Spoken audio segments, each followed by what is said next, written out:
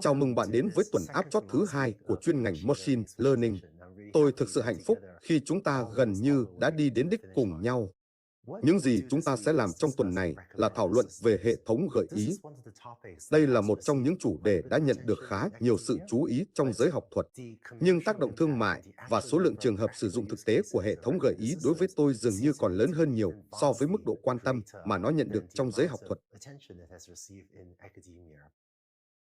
Mỗi khi bạn truy cập một trang web mua sắm trực tuyến như Amazon, hoặc một trang web phát trực tuyến phim như Netflix, hoặc truy cập một trong những ứng dụng hoặc trang web giao đồ ăn, nhiều trang web này sẽ giới thiệu cho bạn những thứ mà họ nghĩ bạn có thể muốn mua, hoặc những bộ phim mà họ nghĩ bạn có thể muốn xem, hoặc những nhà hàng mà họ nghĩ bạn có thể muốn thử.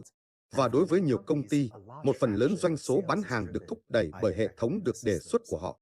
Vì vậy, ngày nay, đối với nhiều công ty, giá trị kinh tế hoặc giá trị được thúc đẩy bởi hệ thống gợi ý là rất lớn. Và vì vậy, những gì chúng ta đang làm trong tuần này là xem xét cách chúng hoạt động. Vì vậy, hãy cùng đi sâu vào và xem xét hệ thống gợi ý là gì. Tôi sẽ sử dụng một ví dụ đang chạy, ứng dụng dự đoán xếp hạng phim. Giả sử bạn điều hành một trang web phát trực tuyến phim lớn và người dùng của bạn đã xếp hạng phim bằng 1 đến 5 sao. Và vì vậy, trong một hệ thống gợi ý điển hình, bạn có một tập hợp người dùng ở đây. Chúng ta có 4 người dùng, Alice, Jack, Bob, Carol và Dave, mà tôi đã đánh số người dùng từ 1 đến 4, cũng như một tập hợp phim, Tình yêu cuối cùng, Lãng mạn mãi mãi, Mảnh ghép tình yêu nóng bỏng giá rẻ, và sau đó là những cuộc rượt đuổi xe hơi không ngừng và kiếm đấu với karate. Và những gì người dùng đã làm là xếp hạng những bộ phim này từ 1 đến 5 sao. Hoặc trên thực tế, để làm cho một số ví dụ này dễ dàng hơn một chút, tôi thực sự sẽ cho phép họ xếp hạng các bộ phim từ 0 đến 5 sao. Giả sử Alice được xếp hạng Tình yêu cuối cùng 5 sao, Lãng mạn mãi mãi 5 sao.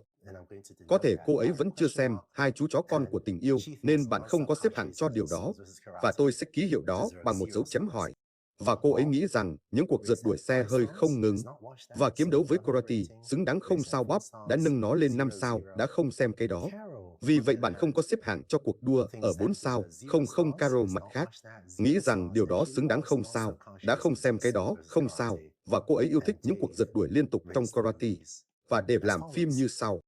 Trong hệ thống được đề xuất điển hình, bạn sẽ có một số lượng người dùng nhất định, cũng như một số lượng mặt hàng nhất định. Trong trường hợp này, các mặt hàng là phim mà bạn muốn giới thiệu cho người dùng.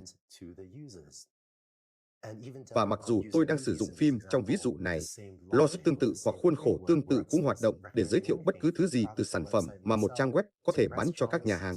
Thậm chí cả những bài báo truyền thông hoặc bài báo truyền thông xã hội nào để hiển thị cho người dùng có thể thú vị hơn cho họ. Ký hiệu tôi sẽ sử dụng là tôi sẽ sử dụng NU để biểu thị số lượng người dùng.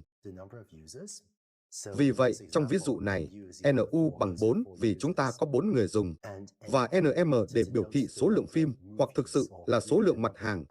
Vì vậy, trong ví dụ này, NM bằng 5 vì chúng ta có 5 bộ phim.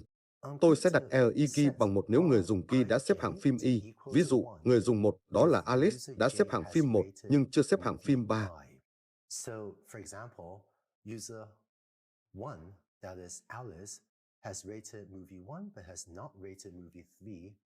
Và vì vậy, L11 sẽ bằng 1 vì cô ấy đã xếp hạng phim 1, nhưng L11 3, 1 sẽ bằng 0 vì cô ấy chưa xếp hạng phim số 3. Cuối cùng, tôi sẽ sử dụng II key để biểu thị xếp hạng do người dùng key cho phim Y. Ví dụ, xếp hạng này ở đây sẽ là phim 3 được người dùng 2 xếp hạng bằng 4.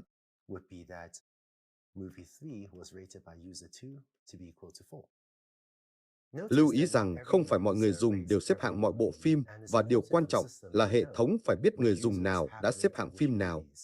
Đó là lý do tại sao chúng ta sẽ định nghĩa LI key bằng 1 nếu người dùng key đã xếp hạng phim Y, và nó sẽ bằng 0 nếu người dùng key chưa xếp hạng phim Y. Vì vậy, với khuôn khổ này cho hệ thống được đề xuất, một cách có thể để tiếp cận vấn đề là xem xét các bộ phim mà người dùng chưa xếp hạng và cố gắng dự đoán người dùng sẽ xếp hạng những bộ phim đó như thế nào. Bởi vì sau đó chúng ta có thể cố gắng giới thiệu cho người dùng những thứ mà họ có nhiều khả năng xếp hạng là 5 sao. Và trong video tiếp theo, chúng ta sẽ bắt đầu phát triển một thuật toán để thực hiện chính xác điều đó, nhưng đưa ra một giả định rất đặc biệt.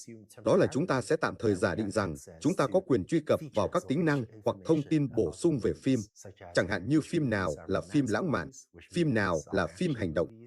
Và sử dụng điều đó, chúng ta sẽ bắt đầu phát triển một thuật toán. Nhưng sau đó trong tuần này, chúng ta sẽ thực sự quay lại và hỏi điều gì sẽ xảy ra nếu chúng ta không có những tính năng này. Làm thế nào chúng ta vẫn có thể làm cho thuật toán hoạt động sau đó. Nhưng hãy tiếp tục video tiếp